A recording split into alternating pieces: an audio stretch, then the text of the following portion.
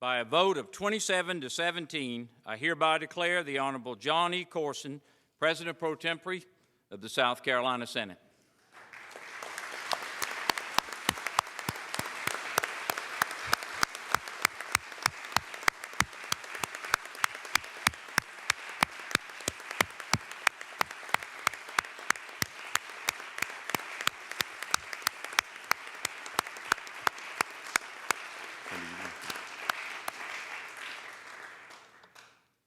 Senator from Cherokee, for what purpose do you rise? Mr. President, I'd like to be heard. Senator from Cherokee. Thank you, Mr. President, members of the Senate. One of the hardest lessons I ever learned in politics was it's not personal, it's business. That's one of the most difficult lessons I've learned in politics. My sister Susan says it's because I'm a Virgo. She's into these signs, and she says it's because I'm a Virgo that I am the way I am. She says that a Virgo is fiercely loyal to the captain of the ship, and he also expects that loyalty when he becomes the captain of the ship. I was loyal. Earlier today, we said goodbye and hello to the former President Pro Tem.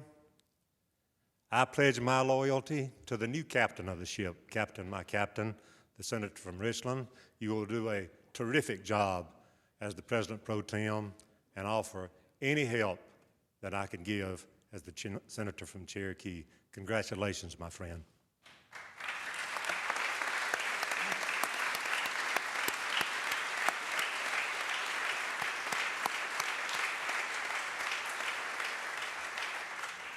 Senator from Clarendon. Mr. President and gentlemen of the Senate, someone asked me the other day, said, what is the hardest part of serving in public office? And that is when my friends disagree. And that's what happened here this morning. Senator from Cherokee, you're my friend, and you've been my friend for a long, long time. Senator Courson, you and I go back to college days. But I didn't have the luxury of voting for both of you. I had to vote for one or the other. And Senator from Richland, I voted for you because of our long-term relationship, because I knew you when you were nobody, just a college student, and he always wore his pants up real high around that. I remember we called him Cosign. And I've had a wonderful friendship and relationship with you over the years. I've always been very, very proud of your service in the South Carolina Senate and how you have conducted yourself in this deliberative and sometimes fussy body. And you really and truly distinguish yourself in your service over the years, and you truly deserve the distinction and the honor that your colleagues in this Senate have placed upon you. And I say congratulations to you, and thank you for being my friend, and thank you for being a Southern gentleman and a great South Carolinian. Thank you.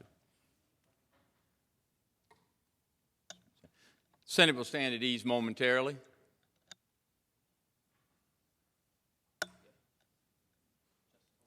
Chief Justice, call on you, if you do not mind, to administer another oath here today.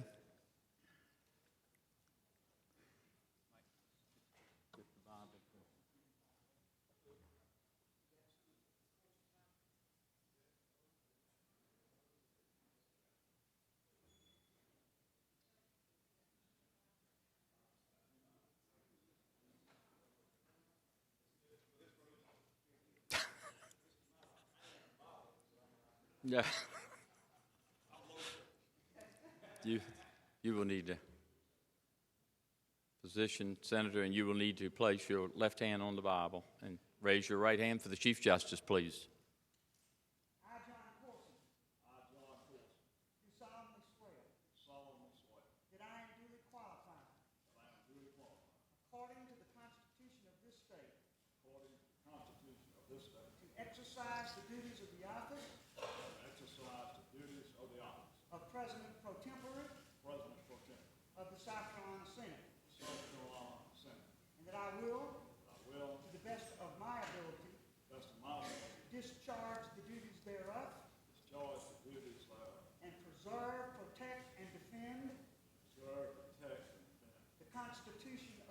state Constitution of this state and of the United States, and of the United States. so help me God. So help me God. Gentlemen of the Senate, I present to you your President Pro Tempore.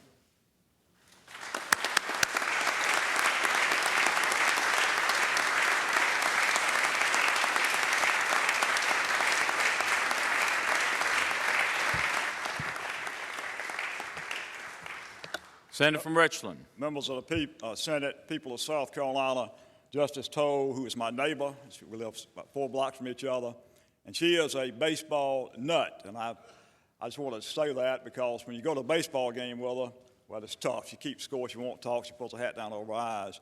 First, I'd like to thank you. This is a tremendous high honor. I'm deeply grateful to this body institution. I would like to introduce my wife, Lisa, who's in the back. Our children could not be here. My daughter is married to a Presbyterian minister in North Carolina. Our oldest son is working, and my youngest son's a sophomore at Drew High School, so they could not be here, but I did want to introduce Lisa. Let me share some thoughts to you about this institution and how much I revere it. There are three individuals who served here that relished the opportunity to be here. On my side of the aisle, Senator Clarendon, one was Jim Edwards. He served here for 2 years from 1974 to 1976 and was elected governor in 1976. He relished this body, absolutely relished. He said it was the best job he's ever had, period. And he was a cabinet officer under my ultimate icon, Ronald Reagan, whom I truly worship politically. He was a cabinet officer, and he was governor of South Carolina, but he enjoyed his 2 years here more than any other thing.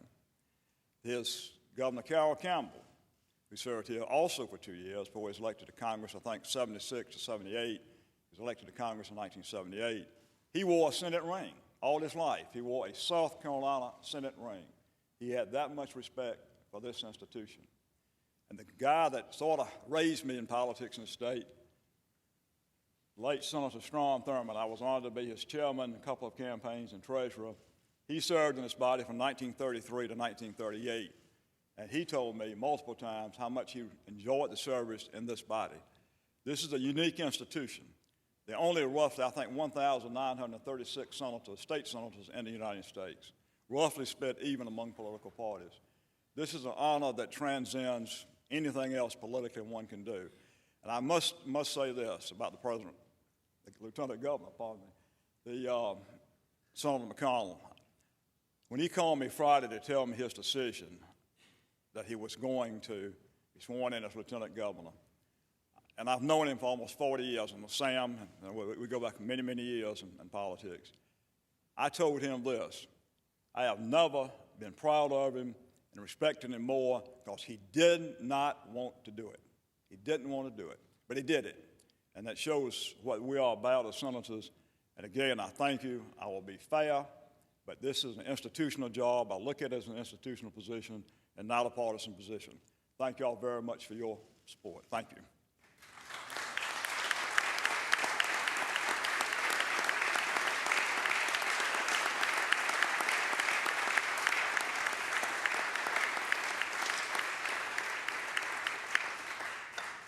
Senator from Pickens, for what purpose do you rise? Mr. President, if I may, I would ask unanimous consent that by motion that the senator from Richland, our President Pro Tempore, be assigned the vacant chair at the front.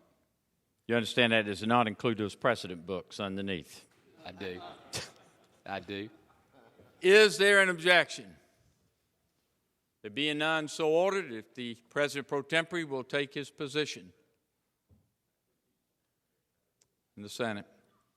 Mr. President, I know they got one other thing. I know we're about to wind down. Yes, sir. I've got to do something in accordance with Rule 19, too. In accordance with Rule 19, I hereby declare the changes to the standing committees of the Senate. The Senator from Pickens, Senator Larry Martin, Chairman of the Senate Judiciary Committee. The Senator from Lexington, Senator Jakey Knotts, the Senate Rules Committee. And the Senator from Abbeville, Senator Billy O'Dell, the Senate Invitations Committee. Congratulations.